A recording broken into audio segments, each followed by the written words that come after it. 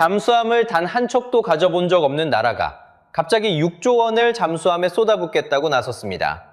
그런데 그 돈이 향한 곳은 얼마 전 캐나다에서 밀렸던 한화오션이었습니다. 이상하지 않으세요? 왜 하필 방금 패배한 회사일까요? 캐나다에서 한국의 발목을 잡은 건 나토라는 벽이었습니다. 그런데 사우디에선 바로 그 벽이 없다는 게 열쇠가 됩니다. 잠수함 영척의 나라가 왜 지금, 왜 6조를, 왜 한국에 거는지, 그리고 이 6조가 왜 여러분의 일자리와 연결되는지 지금부터 함께 파헤쳐 보겠습니다. 2026년 7월 6일 캐나다 헬리팩스의 해군기지, 카니 총리가 마이크 앞에 섰습니다. 나라 역사상 가장 큰 방산 사업이었어요. 차기 잠수함을 함께 만들 우선 협상 상대로 독일 회사의 이름이 불렸습니다. 한국의 한화오션은 그 자리에서 차순위로 밀려났습니다. 이 소식은 지구 반대편 거제에도 그대로 닿았습니다. 오포주선소에서 20년 넘게 용접봉을 잡아온 노기술자. 새벽 5시, 아직 깜깜한 하늘 아래 통근 버스에 몸을 싣는 협력사 직원. 이분들에게 캐나다 잠수함은 결코 남의 나라 뉴스가 아니었죠. 참고로 두 사람은 현장의 여러 목소리를 하나로 모은 일부 각색된 인물입니다. 그리고 다음 날 아침, 국내 헤드라인은 이렇게 찍혔습니다. 한국, 캐나다 잠수함에서 졌다. 사실 이 패배 소식에 많은 분들이 비슷한 생각부터 드셨을 겁니다. 또 선진국들끼리 자기들 편을 밀어준 거 아니냐? 기술도 우리가 앞선다는데 번번이 문턱에서 미끄러지니 억울할 만도 하죠. 저 거제의 노기술자에게도 이번 소식은 또 한 번의 깊은 한숨이었을 겁니다. 그런데 바로 그 다음 날부터 아주 이상한 일이 벌어집니다. 똑같은 회사를 두고 전혀 다른 기사가 쏟아지기 시작했어요. 초대박, 잭팟, 6조. 방금 캐나다에서 고배를 마셨다는 바로 그 회사가 왜 추포를 쏘고 있을까요? 진 회사가 웃습니다. 밀려난 회사에 오히려 돈이 몰립니다. 어느 장단에 맞춰야 할지 뉴스만 봐선 도무지 감이 안 잡히죠. 사연은 이렇습니다. 사우디아라비아가 잠수함 4척, 우리 돈으로 무려 6조 원어치를 한화오션에 맡기려 한다는 소식이었어요. 그것도 건국 이래 잠수함을 단 한 척도 가져본 적 없는 나라가 말이죠. 억울함이 채 가시기도 전에 6조라는 숫자가 날아든 겁니다. 잠수함 한 척은 거제 조선소와 수많은 협력사를 오래도록 먹여 살리는 일감이거든요. 4척이면 잠시 어두웠던 그 골목에 다시 불이 켜진다는 뜻이기도 했습니다. 한쪽에선 60조짜리 문이 닫혔는데 다른 한쪽에선 6조짜리 문이 열린 거예요. 왜 하필 지금, 왜 하필 방금 진 회사일까요? 한번 생각해 보세요. 사우디는 잠수함을 몰아본 승조원도, 정비할 기지도, 수십 년 쌓인 운용 경험도 없는 나라입니다. 그런 나라가 어느 날 갑자기 6조를 걸겠다고 나선 거예요. 보통은 쉽게 상상하기 힘든 결정이죠. 게다가 세상엔 잠수함 잘 만드는 나라가 여럿입니다. 독일도 있고 프랑스도 버티고 있어요. 그런데 사우디의 눈길은 방금 캐나다에서 미끄러진 한국으로 향했습니다. 도대체 왜였을까요? 이 질문은 잠시 접어두겠습니다. 궁금증은 부풀수록 좋으니까요. 자, 여기서 이 영상을 끝까지 관통할 열쇠 하나를 미리 손에 쥐어드리겠습니다. 바로 문과 열쇠입니다. 나라들이 무기를 사고 파는 시장에는 저마다 문이 하나씩 달려 있어요. 어떤 문은 아주 단단히 잠겨 있습니다. 딱 맞는 열쇠를 쥔 몇몇 나라만 그 안으로 들어갈 수 있죠. 캐나다의 문이 바로 그런 문이었습니다. 한국은 그 문 앞에서 열쇠가 맞지 않아 결국 발길을 돌려야 했어요. 그런데 사우디 쪽 시장은 사정이 전혀 달랐습니다. 문이 다르게 나 있었거든요. 그리고 어떤 나라는 남의 열쇠를 빌려 쓰고 어떤 나라는 그 열쇠를 오랜 세월에 걸쳐 스스로 깎아냅니다. 이 이야기의 끝에서 한국이 그중 어느 쪽이었는지 여러분 눈으로 확인하시게 될 겁니다. 이 문과 열쇠 이야기 부디 머릿속에 담아두세요. 오늘 풀어낼 모든 이야기가 결국 여기서 만납니다. 그 전에 캐나다판이 얼마나 큰 무대였는지부터 짚고 갑시다. 잠수함을 사오는 값만 우리 돈으로 수십조입니다. 여기에 앞으로 30년 동안 운영하고 정비하는 값까지 다 더하면 60조에서 80조 원까지 불어나요. 숫자가 너무 크죠? 숫자로 보면 감이 잘 안 옵니다. 쉽게 말하면요. 웬만한 중견국이 1년 내내 쓰는 국방비를 통째로 잠수함 사업 하나에 쏟아부는 셈이에요. 캐나다 역사상 가장 큰 방산 계약, 이 큰 무대에서 한국이 밀렸으니 겉으로만 보면 분명 뼈아픈 패배가 맞습니다. 그런데 진짜 이상한 대목은 지금부터입니다. 상식적으로 생각하면요, 이렇게 거대한 시장에서 진 회사는 한동안 풀이 죽어 있는 게 정상이잖아요. 그런데 왜 웃을까요? 오늘 우리는 세 개의 왜를 하나씩 따라갈 겁니다. 첫 번째 왜, 진 회사가 왜 축포를 쏘고 있나? 두 번째 왜, 성능은 한국이 앞섰다는데 캐나다는 왜 굳이 독일을 골랐나? 그리고 세 번째 왜, 이 6조가 도대체 왜 여러분의 일자리와 여러분이 내는 세금까지 연결되나? 이 세 개의 문을 지금부터 하나씩 차례로 열어보겠습니다. 가장 먼저 풀 첫 단추는 이겁니다. 진 회사가 웃는 이유를 알려면 한국이 캐나다에서 정확히 어느 지점에서 막혔는지부터 봐야 하거든요. 성능도 앞서고 가격도 앞섰다는데 대체 어떤 벽에 부딪히는 걸 쓴 걸까요? 그 벽의 정체를 알아야 사우디의 결단이 비로소 이해됩니다. 성능은 한국이 앞섰다는 얘기가 파다했거든요. 실제로 한국 잠수함은 덩치도 크고 물속에서 미사일을 쏘는 발사관까지 갖춘 물건입니다. 그런데도 캐나다는 독일을 골랐습니다. 도대체 왜일까요? 여기서 이런 말이 나옵니다. 짜인 판이었다. 처음부터 답은 정해져 있었다. 또 선진국 카르텔에 당한 거다. 그 마음 충분히 이해됩니다. 저라도 억울했을 겁니다. 그런데 서류를 하나씩 뜯어보면 얘기가 조금 달라집니다. 누가 뒤에서 손을 썼다기보다 나토라는 클럽의 규칙 자체가 문을 좁혀쳤다는 게 더 정확한 표현이거든요. 그 규칙이 뭔지 지금부터 하나씩 짚어보겠습니다. 캐나다가 독일을 선택한 이유는 크게 네 가지로 정리됩니다. 첫 번째, 얼음입니다. 독일이 내놓은 잠수함은 노르웨이와 함께 설계한 북극용 모델이에요. 캐나다 바다는 상당 부분이 1년 내내 얼음으로 덮여 있죠. 두꺼운 얼음장 밑을 소리 없이 다녀야 하는 바다입니다. 이런 환경에 딱 맞춰 설계한 배와 그렇지 않은 배는 출발선부터 다릅니다. 이건 실력의 문제가 아니라 처음부터 지형이 한쪽 편을 들어준 겁니다. 두 번째가 진짜 핵심입니다. 바로 나토 상호 운용성이에요. 쉽게 말하면요, 같은 클럽 회원끼리만 맞는 규격입니다. 나토라는 군사동맹을 하나의 커다란 문이라고 생각해보세요. 그 문을 열려면 회원증이라는 열쇠가 필요합니다. 독일은 그 열쇠를 원래부터 쥐고 있었어요. 통신 장비도, 무기 규격도, 작전 체계도 캐나다와 처음부터 아귀가 맞습니다. 유사시의 나토 함정들과 곧바로 손발을 맞출 수 있다는 뜻이죠. 반면 한국 잠수함은 성능이 아무리 좋아도 그 문 앞에서 열쇠가 안 맞았던 거예요. 아무리 튼튼하고 좋은 배를 만들어도 회원증이라는 마스터키가 없으면 애초에 안으로 들어갈 수가 없습니다. 이게 바로 한국의 발목을 잡은 벽의 정체입니다. 세 번째는 납기입니다. 쉽게 말해 언제까지 배를 손에 쥐어주느냐, 그 속도예요. 독일은 첫 4척을 당초 계획보다 앞당겨 2034년까지 넘기겠다고 제시했어요. 지금 캐나다의 잠수함은 낡아서 언제 멈춰도 이상하지 않은 상태입니다. 하루가 급한 캐나다 입장에선 이 속도 하나가 크게 작용했습니다. 그리고 네 번째, 바로 돈입니다. 이게 어쩌면 마지막 쐐기였어요. 여기서 경제용어 하나 짚고 갑니다. 오프셋, 우리말로는 계약금 재투자라고 합니다. 물건값을 받은 나라가 그 돈을 다시 사는 나라에 뿌려주는 조건이에요. 아까 그 문 비유로 돌아가 볼까요? 문을 통과하는 대가로 문지기에게 통행료를 냈는데 그 통행료를 고스란히 되돌려받는 겁니다. 돈은 냈지만 결국 내 주머니로 다시 들어온다는 얘기죠. 독일이 내민 조건이 상당했어요. 계약금의 100%, 최대 860억 캐나다 달러를 캐나다 안에 다시 투자하겠다고 했습니다. 이걸로 생기는 경제 효과가 1670억 캐나다 달러에 이르고 일자리로 치면 65만 명분이 걸린 거예요. 우리 돈으로 따지면 수십조 원이 캐나다 안에서 돌게 된다는 뜻입니다. 캐나다 입장에선 이건 그냥 잠수함을 사는 게 아니었어요. 자국의 공장과 일자리를 통째로 들여오는 계약이었던 겁니다. 여러분이 그 자리에 앉은 결정권자라면 마음이 어디로 기울까요? 자, 그러면 진짜 질문이 남습니다. 성능도 밀리지 않고 가격도 괜찮았던 한국은 왜 이 문을 못 열었을까요? 답은 진입장벽이라는 말에 있습니다.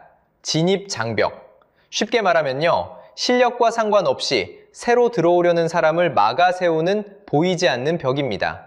나토라는 클럽의 회원이 아니라는 이유, 그 하나가 벽이 된 거예요. 성능표에는 안 나오지만 판을 가르는 건 이런 규칙입니다. 하나오션이는 공식 입장이 이 상황을 정확히 요약합니다. 정부의 지원과 뛰어난 성능에도 나토 동맹이라는 벽을 넘지 못했다. 이 짧은 한 문장에 모든 게 담겨 있어요. 곱씹어 보면 참 뼈아픈 말입니다. 실력이 부족해서 진 게 아니라고 스스로 말하고 있는 거니까요. 못 만들어서가 아니라 클럽 바깥에 서 있었기 때문에 진 겁니다. 그리고 이 한 문장이야말로 잠시 뒤에 나올 반전의 열쇠이기도 합니다. 그리고 이건 캐나다 한 번으로 끝난 일이 아니에요. 이게 우연이었을까요? 비슷한 시기 폴란드에서도 똑같은 장면이 나왔습니다. 2025년 11월 폴란드는 새 잠수함 3척의 상대로 스웨덴 사부를 골랐어요. 여기서도 한국과 독일이 나란히 떨어졌죠. 폴란드가 가장 중요하게 본 건 뭐였을까요? 자기네 앞바다인 발트해를 얼마나 잘 아느냐, 바로 그 현지 이해도였습니다. 결국 여기서도 성능표 숫자가 아니라 동맹의 규격과 현지 사정이라는 벽이 승부를 갈랐어요. 아무리 좋은 배를 만들어도 그 클럽 안에 발을 못 들이면 번번이 문 앞에서 돌아서야 했던 겁니다. 이쯤 되면 패턴이 보이시죠? 억울하시죠? 저도 이 대목이 참 답답합니다. 30년을 갈고 닦은 기술이 회원증 한 장 없다는 이유로 문 앞에서 멈춰선 거니까요. 실력으로 진 게 아니라 자격증이 없어서 시험장에 못 들어간 셈이잖아요. 그런데 말입니다. 여기서 생각을 한번 뒤집어 볼까요? 만약 문을 여는 열쇠가 문제였다면, 애초에 그 문 자체가 없는 곳이라면 어떻게 될까요? 나토라는 잠긴 문이 아예 없는 시장, 회원증을 아무도 요구하지 않는 바다 말입니다. 그런 곳이라면 한국은 오직 실력만으로 정면 승부를 걸 수 있겠죠? 믿기 어려우시겠지만 캐나다에서 한국의 발목을 잡았던 바로 그 벽이 다른 무대에서는 한국에게 활짝 열린 기회의 문으로 바뀝니다. 자, 지금부터가 이 영상의 진짜 하이라이트입니다. 앞에서 우리는 두 가지 질문을 던졌습니다. 왜 진 회사가 웃고 있나? 그리고 성능이 앞선 한국이 캐나다에선 왜 밀렸나? 이제 그 두 개의 답이 한꺼번에 나옵니다. 캐나다에서 한국의 발목을 잡은 건 나토라는 문이었죠. 그 문을 여는 열쇠는 독일만 쥐고 있었습니다. 그런데 여기서 진짜 소름 돋는 반전이 시작됩니다. 그 문이 아예 처음부터 없는 시장이 있습니다. 바로 사우디아라비아예요. 사우디는 건국 이래 잠수함을 단 한 척도 가져본 적이 없습니다. 0척입니다. 그 넓은 바다를 두고도 물속을 지킬 배가 한 대도 없었던 거죠. 상식적으로 생각하면 배 한 척 없던 나라가 갑자기 큰 돈을 쓸 리가 없습니다. 그런데 이 나라가 지금 6조 원을 잠수함에 쏟겠다고 나섰어요. 정확히는 3,000톤급 잠수함 4척입니다. 참고로 최대 6척까지 거론은 되는데 지금 가장 구체적인 숫자는 4척에 6조라는 겁니다. 이 6조가 얼마나 큰 돈인지 감이 잘 안 오시죠? 사우디엔 해군을 통째로 키우는 큰 계획이 있습니다. 함정의 코르벳함까지 다 합친 이 장바구니 전체가 200억 달러, 우리 돈으로 26조가 넘어요.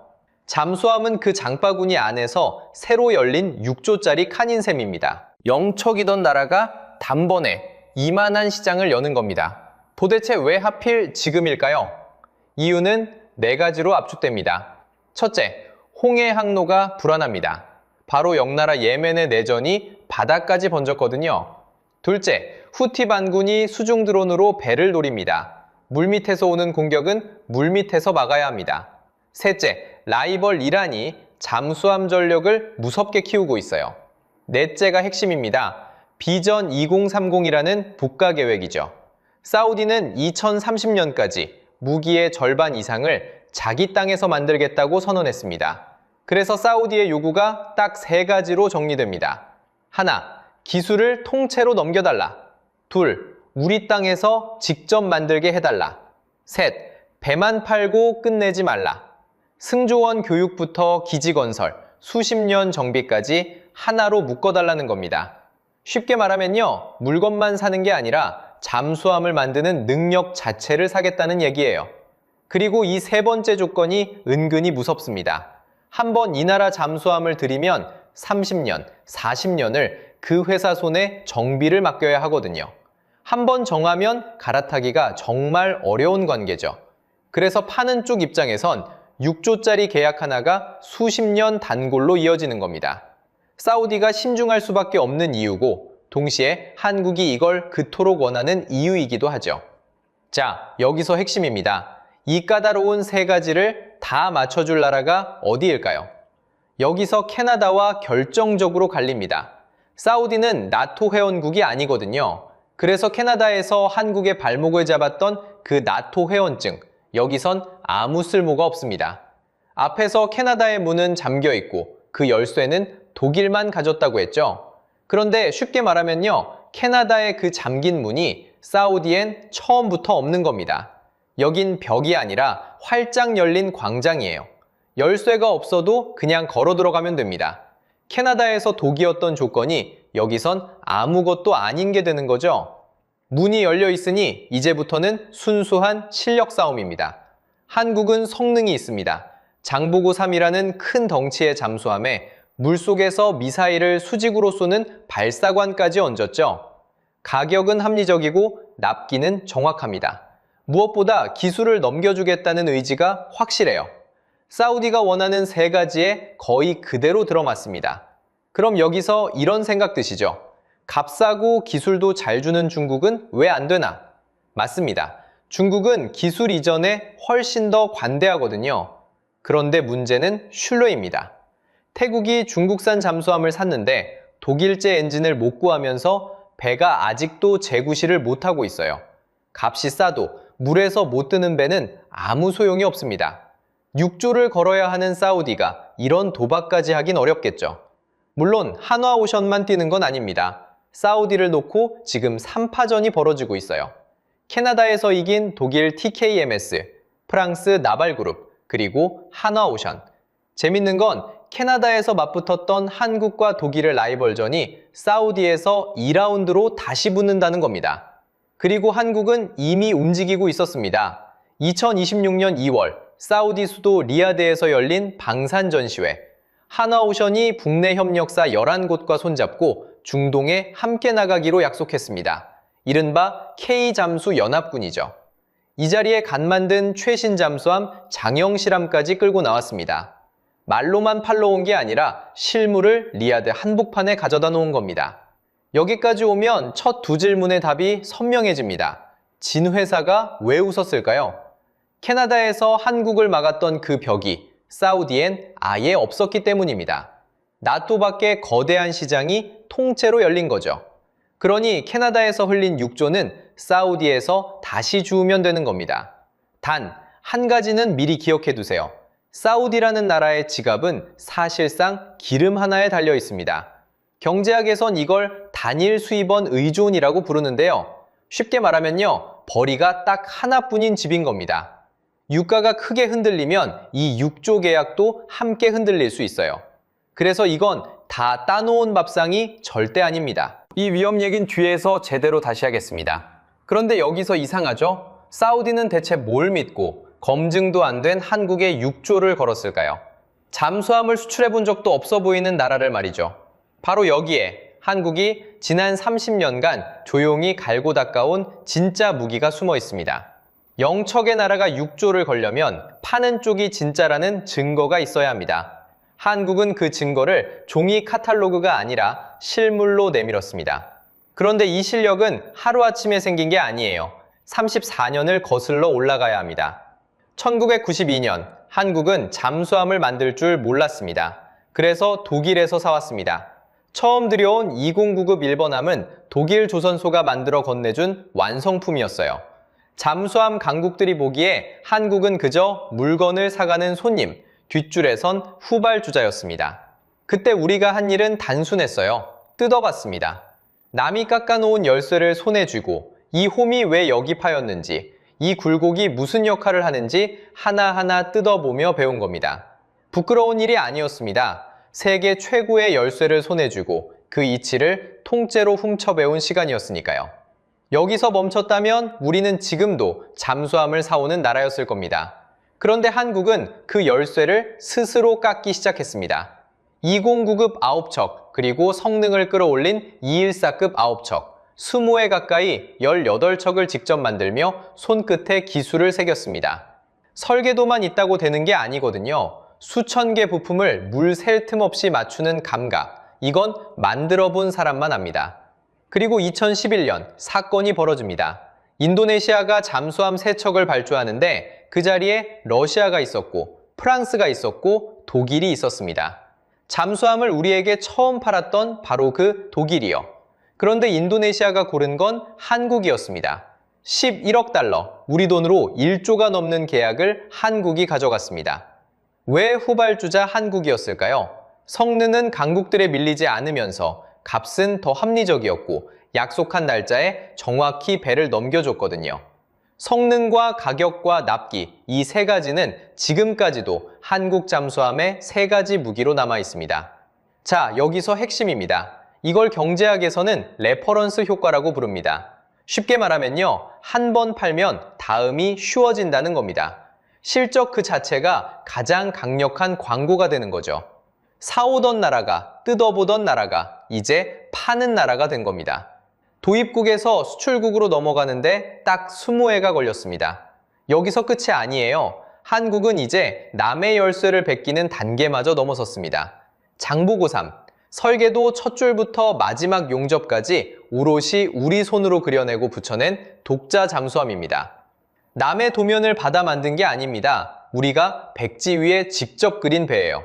34년 전 남의 것을 사서 뜯어보던 나라가 이제 세상에 없던 자기만의 열쇠를 직접 깎아내는 나라가 된 겁니다. 그런데 사우디 입장에서 한번 생각해 보세요. 실적이 있다는 것과 그 실물이 지금 이 순간 멀쩡히 바다를 누빈다는 건 다른 얘기입니다. 종이 위 잠수함은 누구나 그릴 수 있거든요.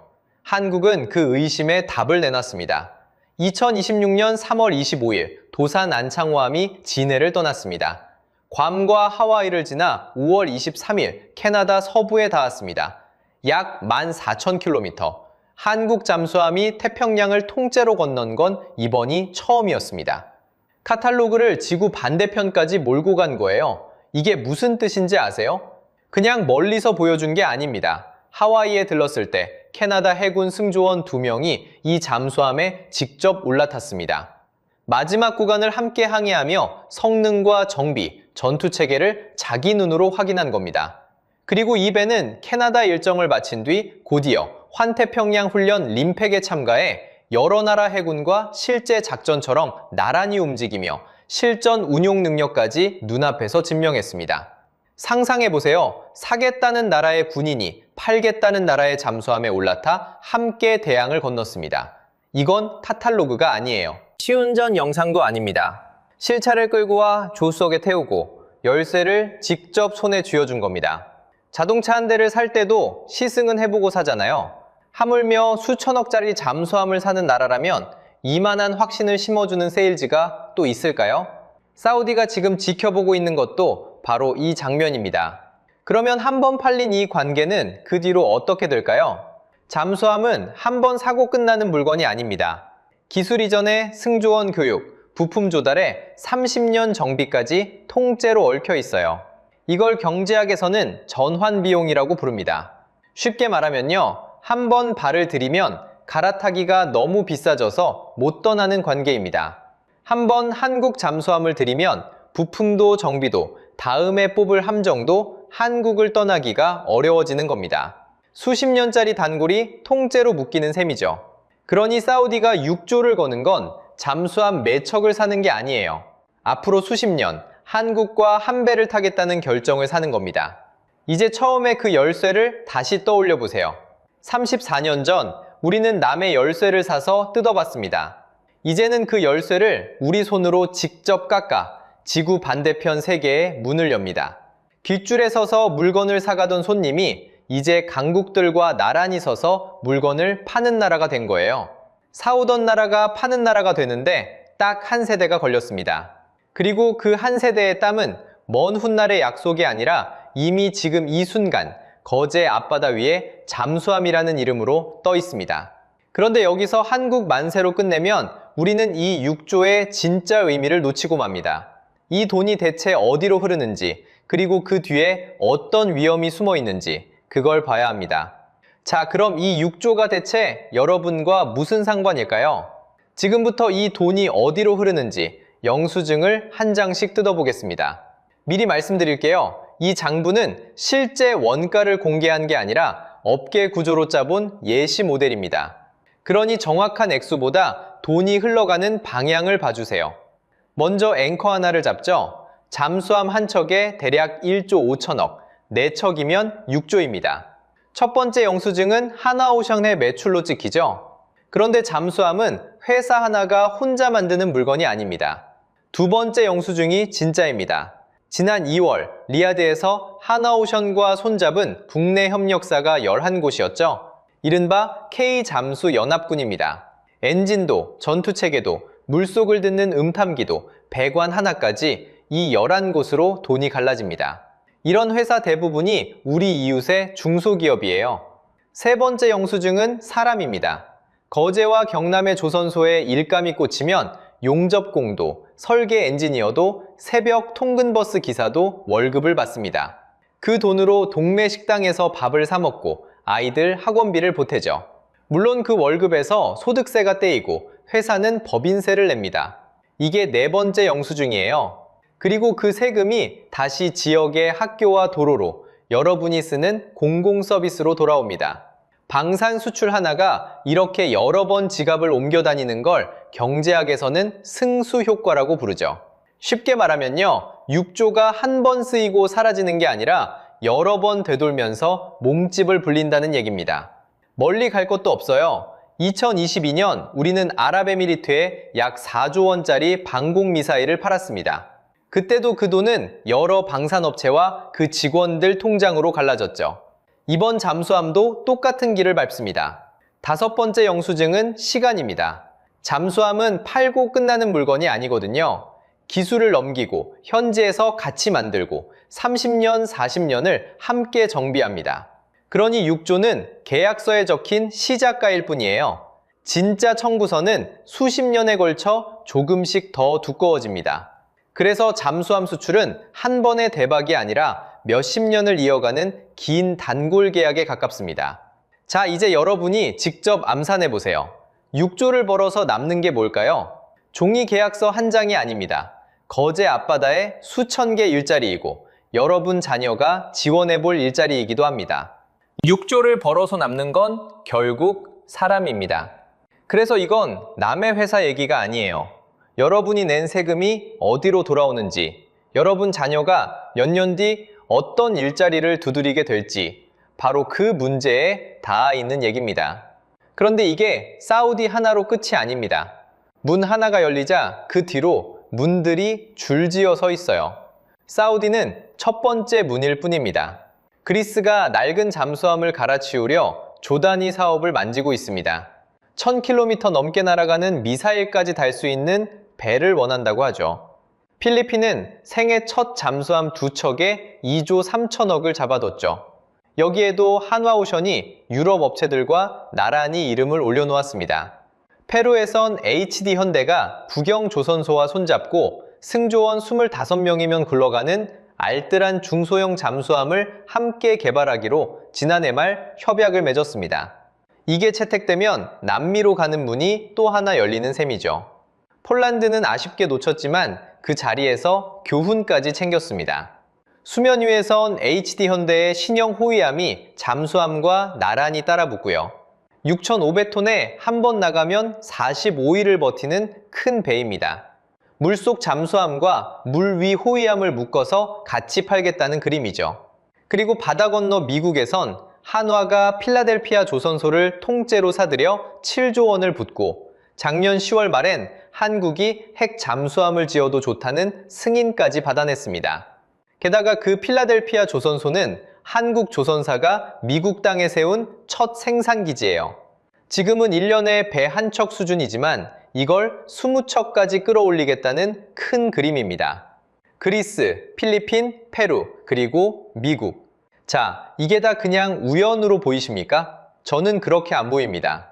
잠긴 문 하나에 매달리던 나라가 이제 열린 문들을 골라 두드리기 시작한 거예요. 그런데 여기서 김칫국부터 마시면 안 됩니다. 냉정하게 봅시다. 사우디의 우선 협상자는 아직 정해지지 않았어요. 한국과 독일, 프랑스가 붙은 3파전이 지금도 진행 중이거든요. 캐나다에서 우리를 눌렀던 독일이 여기서도 그대로 따라붙어 있습니다. 게다가 사우디의 지갑은 사실상 기름 하나뿐입니다. 수입원이 하나뿐인 나라라는 거죠. 유가가 흔들리면 이 6조도 함께 흔들릴 수 있다는 뜻입니다. 계약이 몇 년씩 미뤄지는 일도 이 바닥에선 드물지 않고요. 여기에 기술 이전이라는 더 무거운 숙제가 있어요.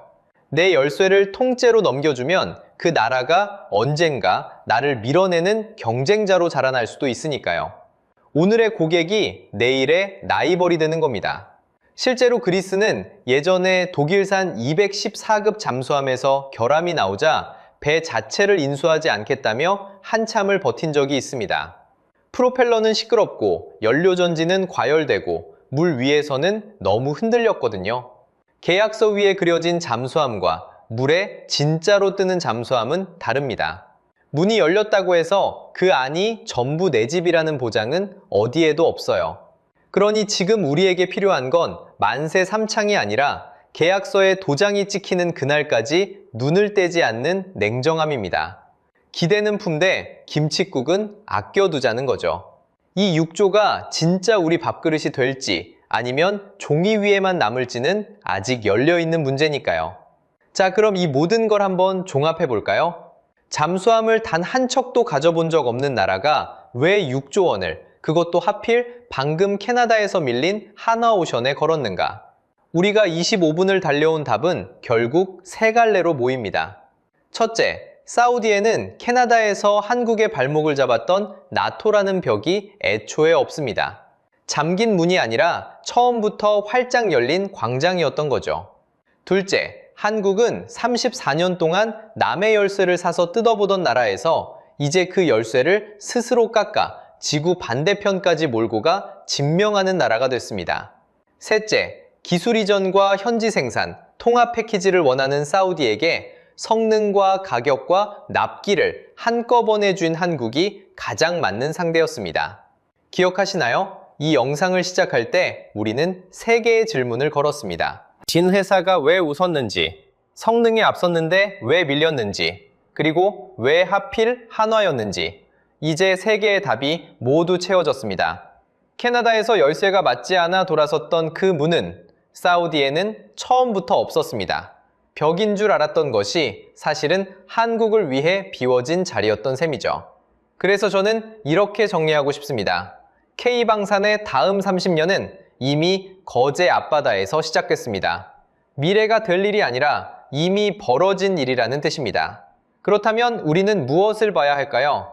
개인이라면 이 6조가 종이 계약서 한 장이 아니라 거제와 경남의 일자리로, 협력사 직원의 월급으로, 그리고 다시 우리가 함께 쓰는 세금으로 흐른다는 걸 기억하시면 좋겠습니다. 국가라면 열쇠를 팔되 그 열쇠가 미래의 경쟁자를 키우지 않도록 기술 이전의 조건을 정교하게 설계해야 합니다. 파는 순간의 6조보다 30년 뒤에 누가 그 문을 다시 여느냐가 훨씬 더 중요하니까요. 그리고 이건 단 한 번의 대박이 아니라 그리스와 필리핀, 페루로 줄지어선 긴 파이프라인의 첫 문일 뿐이라는 것. 그 시선으로 봐야 진짜 그림이 보입니다. 자, 이제 판단은 여러분 차례로 넘겨드리겠습니다. 이 6조, 한국 방산의 진짜 실력이라고 보시나요? 아니면 아직은 김칫국이라고 보시나요? 댓글로 알려주세요. 그리고 혹시 여러분 동네에 조선소나 방산 협력사가 있다면 요즘 그곳 분위기가 예전과 어떻게 달라졌는지도 함께 남겨주시면 좋겠습니다. 다음 영상에서는 미국이 직접 승인한 한국의 핵추진 잠수함이 왜 게임 체인저인지 파헤쳐 보겠습니다. 남의 열쇠를 뜯어보던 나라가 이번엔 세계에서 몇 나라만 가진 아무나 못 여는 문의 손잡이를 잡는 이야기입니다. 오늘 영상이 유익하고 재밌으셨다면 구독과 좋아요 부탁드리겠습니다. 시청해주셔서 진심으로 감사합니다. 환경 지키라고 우리한테 훈계하던 유럽이 지금 중국산 에어컨을 미친 듯이 사재기하고 있습니다. 그런데 이상하죠? 그렇게 유럽을 싹쓸이한 중국이 정작 손해주는 돈은 거의 없습니다. 부실하다고 욕먹던 중국산에 유럽이 왜 무릎을 꿇었는지, 세계 시장을 삼킨 중국은 왜 재주만 부리고 돈은 못 버는지, 그리고 그 값싼 시장을 통째로 내준 삼성과 LG가 왜 오히려 웃고 있는지, 이건 이번 여름 장사 얘기가 아니라 앞으로 20년 한국 가전에 명운이 걸린 문제입니다. 그 숨겨진 돈의 흐름을 지금부터 함께 파헤쳐 보겠습니다. 파리의 한 구청장이 승합차 트렁크를 엽니다. 안에는 이동식 에어컨 수십 대가 실려 있었습니다. 구청장은 직접 노인들의 집을 돌며 에어컨을 하나하나 내려놓습니다. 2026년 6월, 유럽에서 실제로 벌어진 풍경입니다. 같은 달, 프랑스 남서부 피소에서는 기온이 44.3도까지 치솟았습니다. 프랑스 관측사상 가장 높은 기온이었습니다. 스페인은 낮 최고 기온이 46도에 닿았고, 로마와 남유럽도 40도 중반을 오르내렸습니다. 44도가 잘 안 와닿으시죠? 쉽게 말하면 사우나 문턱입니다. 우리가 들어가는 건식 사우나가 보통 60도에서 80도거든요.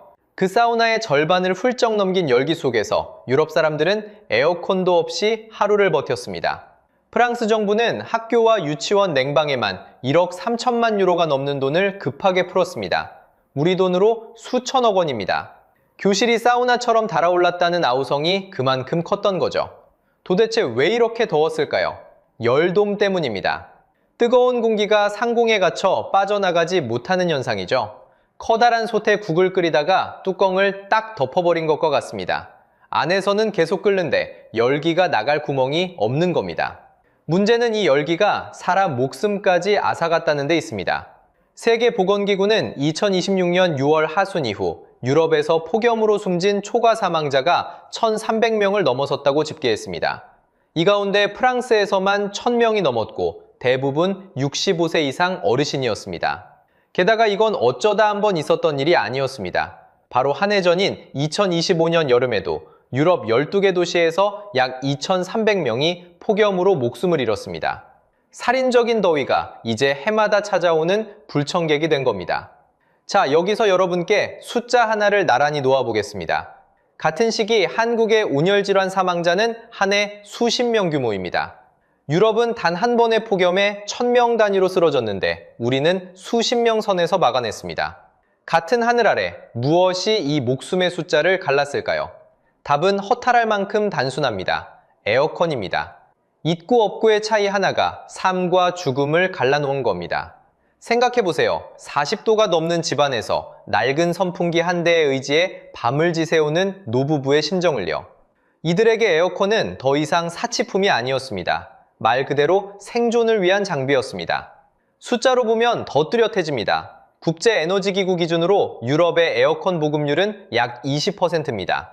10집 가운데 2집에만 에어컨이 있다는 뜻이죠.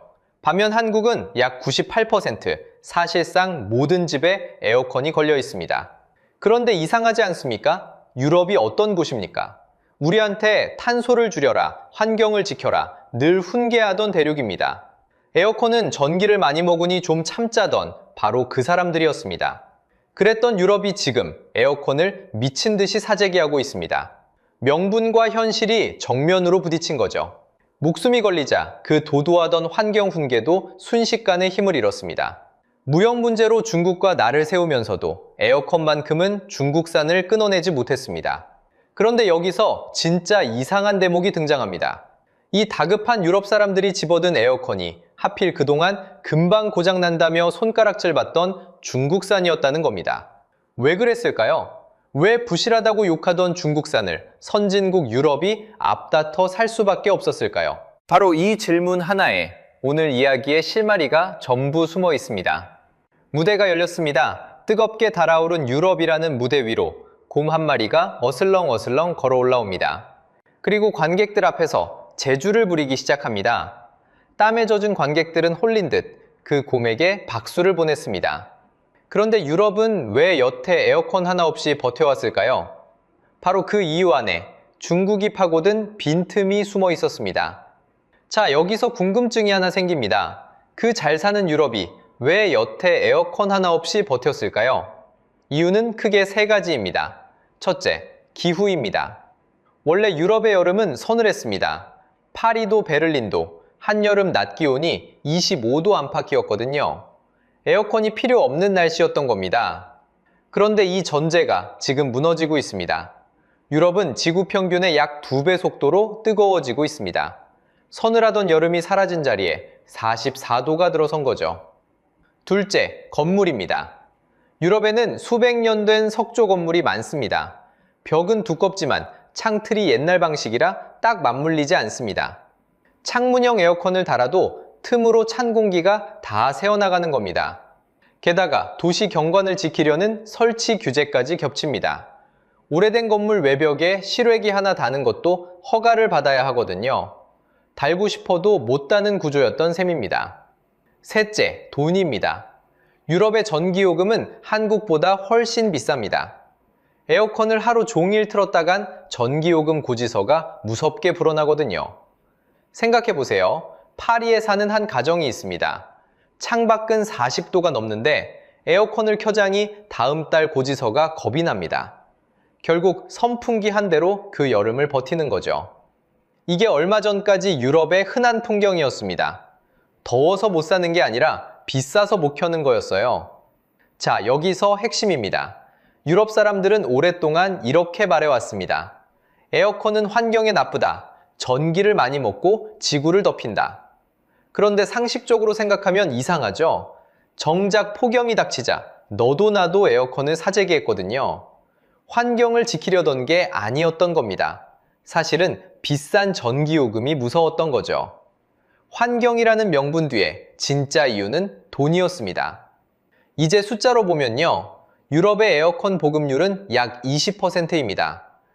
국제에너지기구 IEA 기준이에요. 그런데 나라별로 뜯어보면 격차가 큽니다. 독일은 약 3%로 유럽에서 가장 낮고 프랑스도 약 25%에 그칩니다. 10집 가운데 8집에는 에어컨이 아예 없다는 얘기입니다. 그런데 이 20%라는 숫자 뒤집어 보면 소름이 돋습니다. 유럽의 가구는 약 1억 9천만입니다. 이 중에 냉방 설비가 아예 없는 집이 약 1억 5천만이에요. 전체의 80%가 통째로 비어있는 시장인 겁니다. 쉽게 말하면요. 손님은 4억 5천만 명이 앉아 있는데 자리는 이제 막 깔리기 시작한 텅 빈 식당입니다. 경제학에서는 이런 걸 미개척 시장이라고 부릅니다. 아직 아무도 선점하지 못해서 먼저 깃발빨 꽂는 사람이 임자가 되는 시장을 말하는 거죠. 바로 그 텅 빈 식당에 재주 부리는 곰이 가장 먼저 뛰어들었습니다. 중국입니다. 중국은 유럽의 약점을 정확히 파고들었습니다. 앞서 말한 설치 규제 기억하시죠? 미데아라는 중국 회사가 포르타 스플릿이라는 제품을 내놨습니다. 드릴로 벽을 뚫지 않고 창문에 그냥 끼우는 무설치 에어컨입니다. 시장에 들어오는 문턱, 그러니까 진입장벽이던 설치 규제를 통째로 우회해버린 거죠. 이 제품은 2026년 폭염 속에 완판됐습니다. 없어서 못 팔 지경이라 신품값이 정가의 2~3배까지 뛰었습니다. 유럽 사람들이 손가락질하던 그 값싼 중국산은 웃돈까지 얹어가며 서로 사겠다고 줄을 선 거죠. 시장이 커지는 속도를 보면 왜 중국이 이렇게 달려들었는지 납득이 갑니다. 유럽에 깔린 룸 에어컨은 1990년만 해도 700만 대가 채 안 됐습니다. 그런데 2020년엔 5,700만 대를 넘어섰고 2030년엔 1억 대를 넘어설 전망입니다.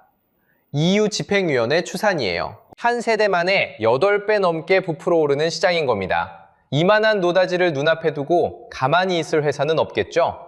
빈 무대는 이렇게 차려졌습니다. 서늘하던 기후가 무너지고 규제에 막혀있던 집들이 열리고 손님 4억 5천만 명이 부채질을 하고 있었습니다. 문제는 그 다음이죠. 이 거대한 빈 무대를 왜 하필 값싸고 부실하다던 중국이 가장 먼저 차지했느냐는 겁니다. 그 빈틈을 왜 하필 중국이 채웠을까요? 답을 찾으려면 40년 전으로 거슬러 가야 합니다. 1985년 중국 칭다오의 한 낡은 냉장고 공장. 젊은 공장장 장누이민 앞에 불량 냉장고 76대가 놓입니다. 그런데 그가 직원들에게 망치를 하나씩 나눠줍니다. 그리고 함께 그 냉장고를 때려 부수기 시작합니다. 처음엔 아무도 손을 못 댔다고 해요.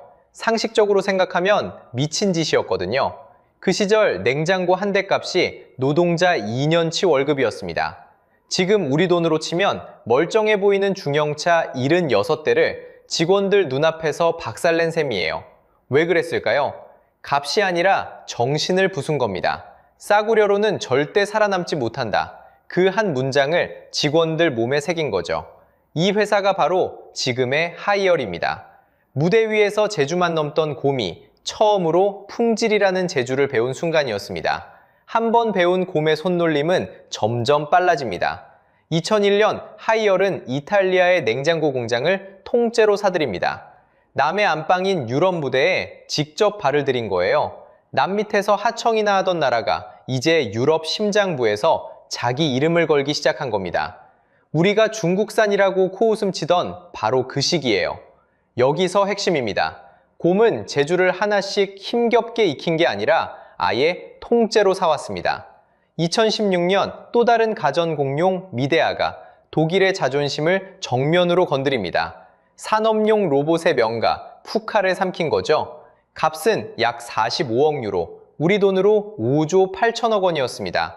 쉽게 말하면요, 독일이 수십 년 쌓아 올린 로봇 기술을 통째로 장바구니에 담아버린 겁니다. 같은 해 미데아는 일본 도시바의 백색가전 사업까지 손에 넣습니다. 백색가전, 쉽게 말해 냉장고와 세탁기 만드는 기술과 브랜드죠. 결국 돈으로 시간을 산 거예요. 남이 60년 걸려 쌓은 기술을 단 몇 조 원에 하루아침에 가져왔으니까요. 우리가 이걸 값싼 흉내라고 비웃는 사이 곰은 조용히 스승의 도구를 통째로 물려받고 있었습니다. 이제 곰의 제주는 흉내가 아니라 독일제 그리고 일본제 기술 그 자체가 된 겁니다. 그 결과는 이미 유럽에 나타나 있습니다. 하이얼은 동유럽에서 점유율 34%로 1위, 서유럽에서도 2위에 올라섰습니다. 10집 가운데 서너 집이 중국 브랜드 냉장고를 쓰는 나라까지 생긴 거죠. 부실하다던 그 곰이 어느새 유럽 안방을 차지하고 앉은 겁니다. 자, 그런데 진짜 소름 돋는 대목은 냉장고가 아닙니다. 냉장고에서 생긴 믿음이 도미노처럼 옆 칸을 넘어뜨리고 있거든요. 한번 쓸만하다는 믿음이 붙으면 그 믿음은 한자리에 얌전히 멈추지 않습니다. 가전에서 스마트폰으로, 스마트폰에서 다시 자동차로 건너갑니다. 숫자 하나만 보시죠. 2025년 상반기 유럽 자동차 시장에서 중국 브랜드가 사상 처음으로 일본 브랜드를 앞질렀습니다. 점유율은 5.1%, 역대 최고치입니다. JATO 집계 기준이에요. 그중 BYD라는 회사 하나가 유럽에서만 7만 대 넘게 팔았습니다. 1년 전과 견주면 3배 넘게 뛴 판매량이죠. 중국차는 금방 고장날 거라던 우리의 그 비웃음이 자동차 앞에서 조용히 무너지고 있는 겁니다. 이게 바로 신뢰의 도미노입니다. 냉장고에서 시작된 작은 믿음 하나가 세탁기를 넘고 휴대폰을 넘어 끝내 자동차까지 넘어뜨립니다. 첫 칸만 쓰러지면 나머지는 그저 순서 문제일 뿐이에요. 소비자 입장에서 한번 겪어보세요. 중국산 냉장고를 5년 써봤더니 멀쩡했다. 그럼 다음번 스마트폰 살 때 눈길이 갑니다. 그 폰이 또 쓸만했다. 그럼 자동차 매장에서도 발길이 멈추는 거죠. 이게 경제학에서 말하는 브랜드 신뢰의 힘입니다. 한번 쌓인 믿음은 옆 제품으로 공짜로 옮겨가거든요. 생각해보세요. 그 도미노의 다음 칸이 우리가 그렇게 자신 있어 하던 프리미엄 가전이 아니라고 누가 장담할 수 있을까요? 그래서 무서운 겁니다. 이제 곰은 제주를 거의 다 배웠습니다. 그리고 그 제주를 손에 들고 유럽이라는 무대 한복판에 당당히 올라섰습니다. 그 제주가 실제로 얼마나 대단한지는 이제 차가운 숫자가 대신 말해줄 차례입니다. 자, 이제 무대 위 곰이 부리는 제주를 숫자로 보겠습니다. 그런데 그 전에 여기서 하나 정정하고 갑니다. 여러분, 아마 이런 얘기 들어보셨을 겁니다.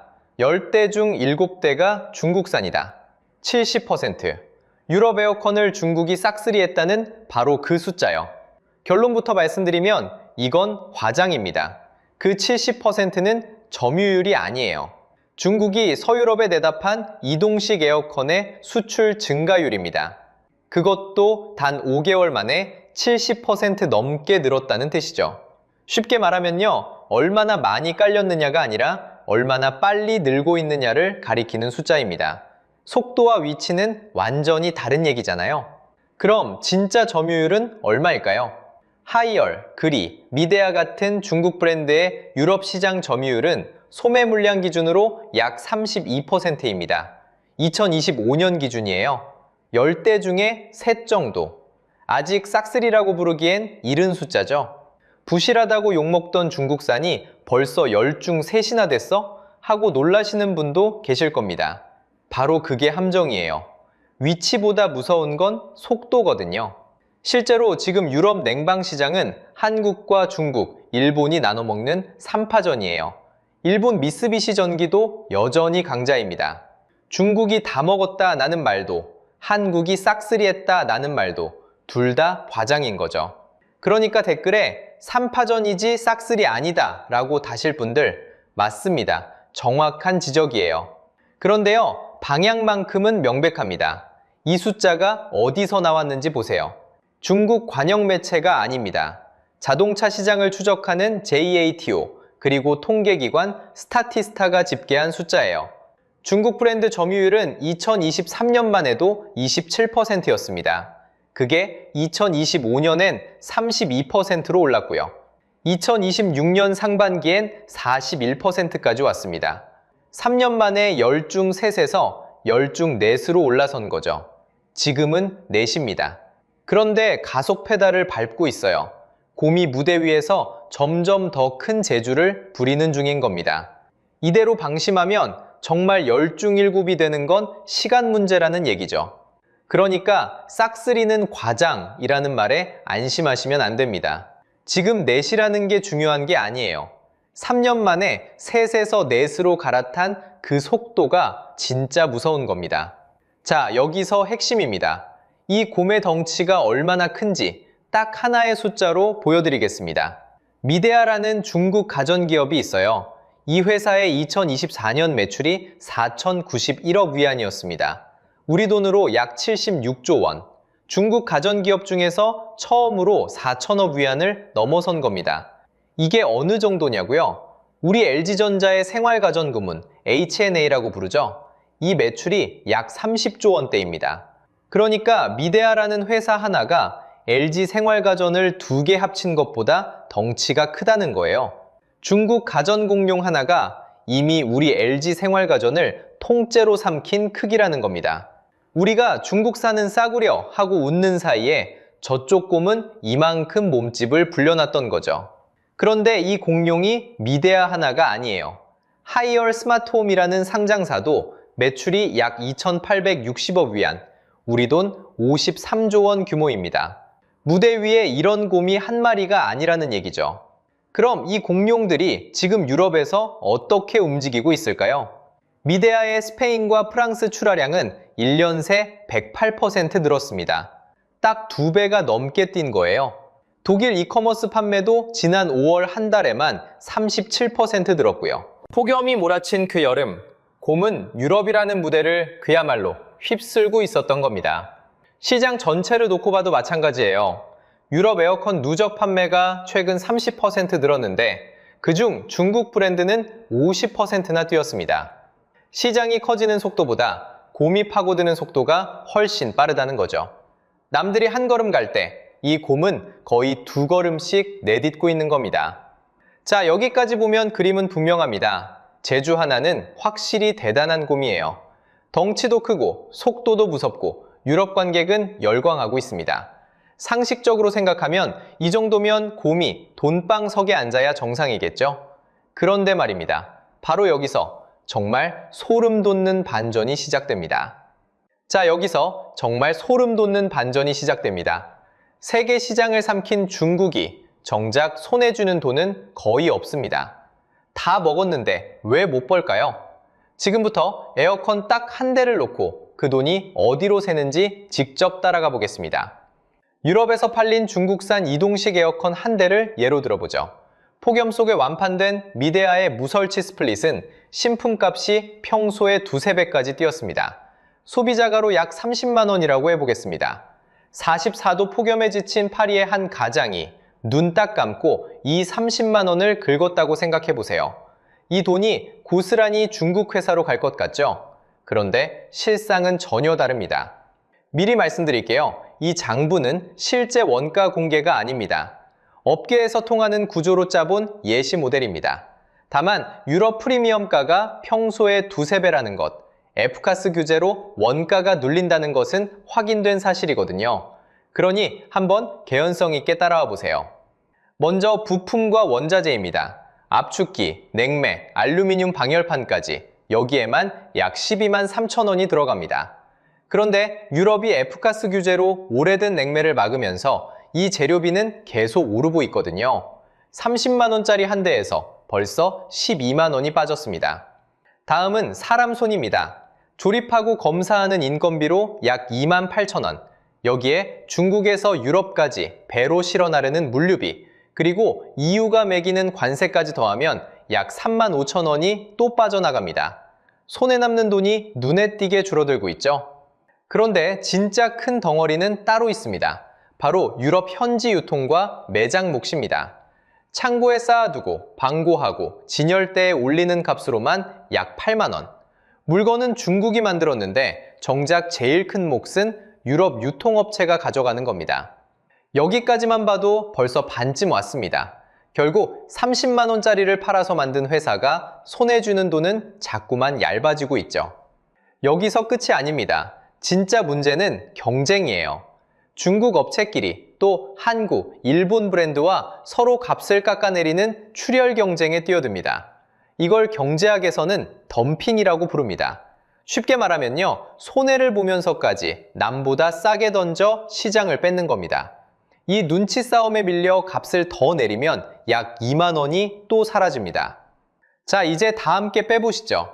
재료비, 인건비, 물류와 관세, 유통마진, 그리고 출혈 경쟁까지 이 모든 걸 30만 원에서 덜어내고 나면 결국 30만 원짜리를 팔아서 중국 제조사가 손에 쥐는 건 고작 1만 4천 원 남짓입니다.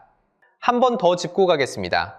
세계를 삼킨 그 대단한 물량으로 30만 원짜리 한 대를 팔아 손에 쥐는 게 고작 커피 두어 잔 값이에요. 이걸 메우는 길은 하나뿐입니다. 더 많이, 더 싸게 파는 것. 그래서 100만 대를 팔아도 지갑은 오히려 텅텅 비어갑니다. 경제학에는 규모의 비경제라는 말이 있습니다. 보통은 많이 만들수록 싸지는데 어느 선을 넘으면 팔수록 오히려 손해가 커지는 구조죠. 여기에 서로 미치고 파는 눈치 싸움까지 겹칩니다. 이걸 치킨 게임이라고 부릅니다. 누가 먼저 못 버티고 나가 떨어지나 서로 값을 내리며 벼랑 끝으로 달리는 겁니다. 소비자에게는 싼 값이 반갑겠죠? 하지만 만드는 쪽은 값이 싸다는 가성비, 바로 그 함정에 다 같이 빠져버린 겁니다. 우리 채널에서 세계배의 8알을 만드는 중국 조선소, 세계를 누비는 금호 타이어를 해부했을 때도 똑같았습니다. 세계 1등인데 정작 고가는 비어 있었죠. 에어컨도 판박이입니다. 순위표 맨 위에 이름을 올리고도 통장은 얇아져지는 거예요. 기억하시나요? 무대 위에서 제주 부리는 곰 이야기 말입니다. 유럽 관객은 중국이라는 곰의 묘기에 열광하며 지갑을 엽니다. 그런데 그 돈은 곰의 주머니로 들어가지 않습니다. 곰은 제주만 넘고 정작 돈통은 텅 비어 있는 겁니다. 다 먹었는데 남는 게 없다니 통쾌하면서도 어딘가 흉흉가 허탈하지 않으신가요? 그렇다면 도대체 그 많은 돈은 다 어디로 갔을까요? 관객이 낸 30만 원은 분명 어딘가로 흘러갔습니다. 무대 뒤에서 진짜 돈통을 챙긴 왕서방은 따로 있습니다. 놀랍게도 이 싸움에서 조용히 발을 뺀 삼성과 LG입니다. 졌다는 건 착각입니다. 삼성과 LG가 유럽 에어컨 시장에서 밀렸다고들 하죠. 이동식 에어컨 매대에서 삼성 로고를 찾기 어려운 것도 사실이고요. 그런데 여러분, 이건 진 게 아닙니다. 싸움터 자체를 바꾼 거예요. 생각해보세요. 값싼 이동식 에어컨 한 대 팔아서 손에 쥐는 건 몇 푼이었죠? 앞에서 보셨잖아요. 곰이 아무리 제주를 넘어도 돈통은 텅 비어 있었습니다. 삼성과 LG는 그 텅 빈 돈통을 진작에 봤어요. 그래서 관객석 팝콘 장사를 통째로 내려놨습니다. 대신 무대와 극장 건물 자체를 사버린 겁니다. 무슨 소리냐고요? 2025년 5월 14일 삼성이 조용히 큰일을 냈습니다. 유럽 최대급 공조기업 플렉트 그룹을 통째로 인수한 거예요. 플렉트 그룹은 대형 건물과 공장의 냉난방을 도맡는 유럽 원조 회사입니다. 값은 15억 유로, 우리 돈으로 약 2조 1천억 원이었어요. 삼성이 2017년 하만을 사들인 이후 가장 큰 인수였습니다. 경제매체 KED 보도 기준이에요. 이 원조 회사를 삼성에 넘긴 곳은 유럽의 사모펀드 트리톤이었습니다. 자, 여기서 핵심입니다. 60년 전 삼성이 뭐였는지 아세요? 유럽 회사의 부품이나 대주던 하청 나라의 작은 기업이었습니다. 그 하청이 유럽 냉방의 원조 회사를 통째로 사버린 거예요. 쉽게 말하면요, 스승이 세운 학교를 제자가 건물째 사들인 셈입니다. 통쾌하죠? 그런데 여기서 국뽕에 취해버리면 정작 진짜 그림을 놓치게 됩니다. LG도 가만히 있지 않았습니다. 2026년 6월 스페인과 세르비아에 고효율 히트펌프 1,500대를 공급하기로 했어요. 히트펌프가 뭐냐고요? 우물물 퍼올리듯 열을 옮겨 냉난방을 한꺼번에 하는 장치입니다. 마드리드 인근 임대주택 약 1,000세대, 세르비아의 500세대, 남의 집 거실 하나가 아니라 도시의 건물 단지를 통째로 잡은 거죠. 이게 다가 아니에요. 지금 유럽에서는 낡은 가스보일러를 히트펌프로 바꾸는 흐름이 거세지고 있거든요. 그 유럽 히트펌프 시장 규모가 무려 1,800억 달러로 거론됩니다. 우리 돈으로 250조 원에 가까운 판이에요. 삼성과 LG가 바로 이 거대한 판 위에서 정면으로 맞붙고 있는 겁니다. 값싼 이동식 에어컨 매대와는 아예 급이 다른 전쟁터죠. 그런데 삼성이 2조를 건 진짜 이유는 따로 있습니다. 가전 몇 대 더 팔자는 게 아니에요. 냉방이라는 산업에 뿌리를 잡은 겁니다. 이런 대형 공조는요, 한 번 깔면 끝이 아니거든요. 건물에 냉방 설비를 한 번 넣으면 15년, 20년을 그 회사 부품으로 관리해야 합니다.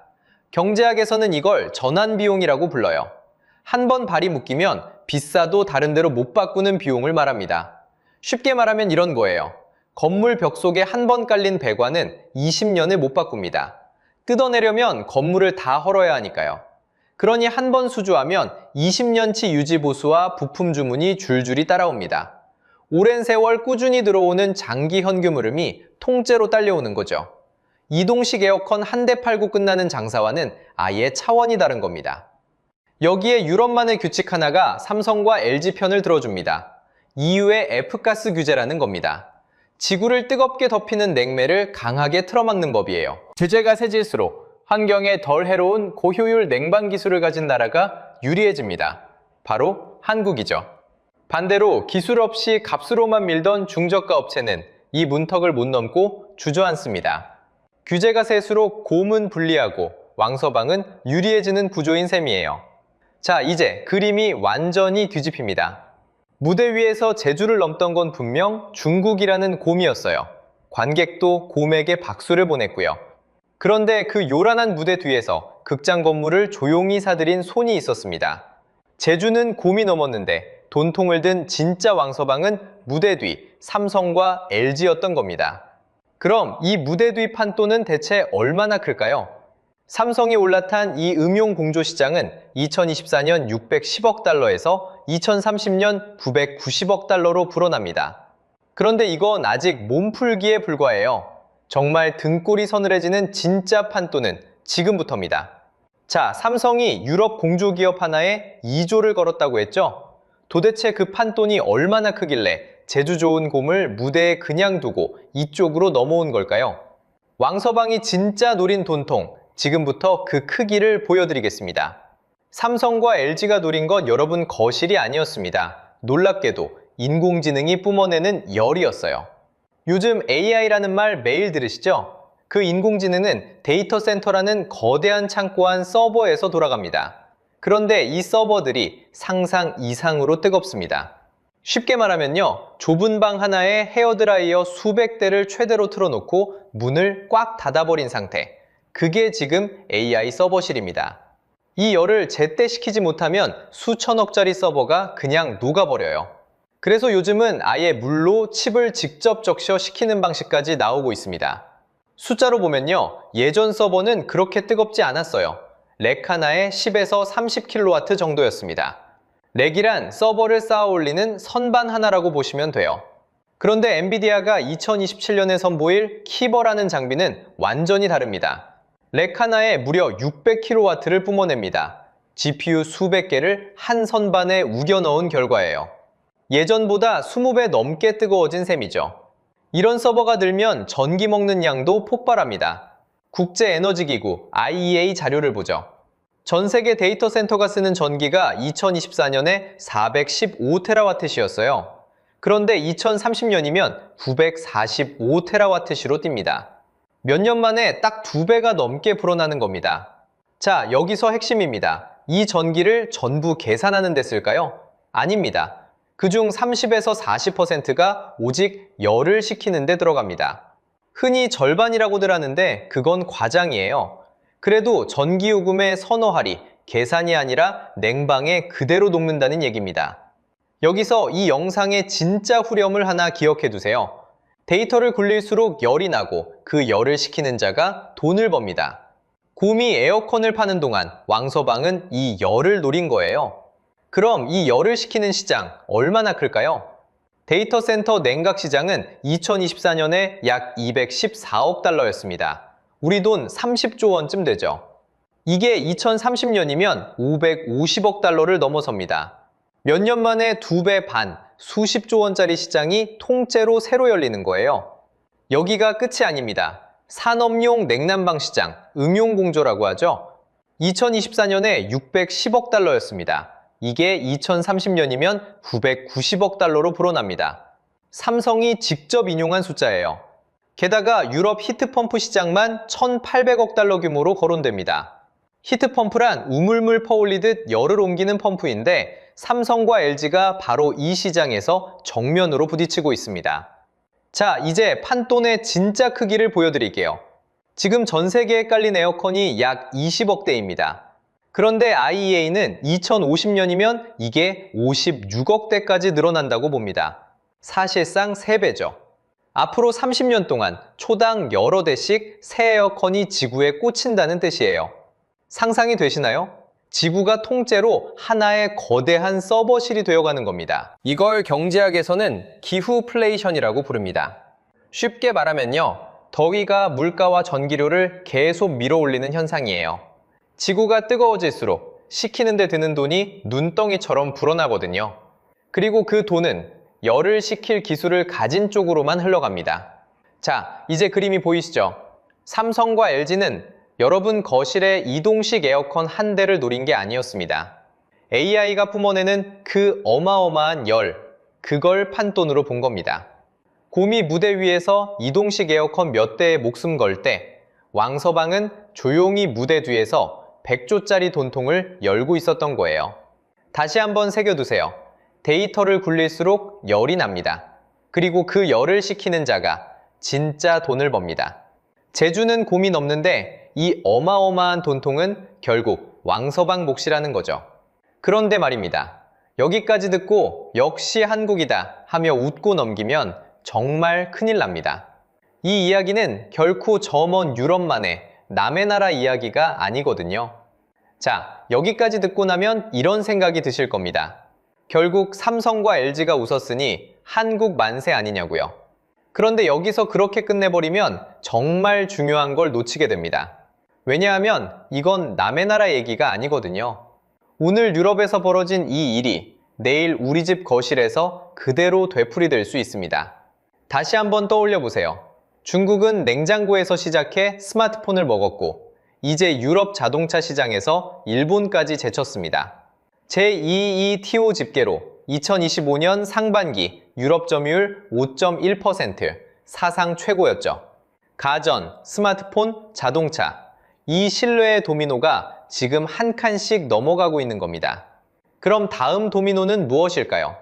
바로 프리미엄 가전, 그리고 삼성과 LG가 버티고선 B2B 시장입니다. 지금이야 무대디 돈통은 삼성과 LG가 주고 있어요.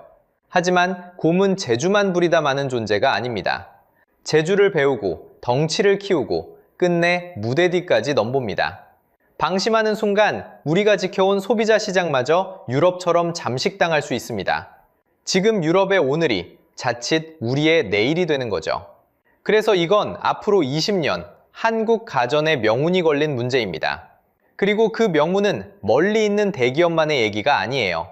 그건 그 공장에서 일하는 누군가의 일자리이고 여러분이 매달 꼬박꼬박 내는 전기요금이고 우리 아이들이 20년 뒤에 붙잡고 살아갈 밥그릇입니다. 한국 가전이 무너지면 그 여파는 결국 돌고 돌아 여러분의 지갑으로 되돌아옵니다. 그럼 이 싸움은 앞으로 어디로 흐를까요?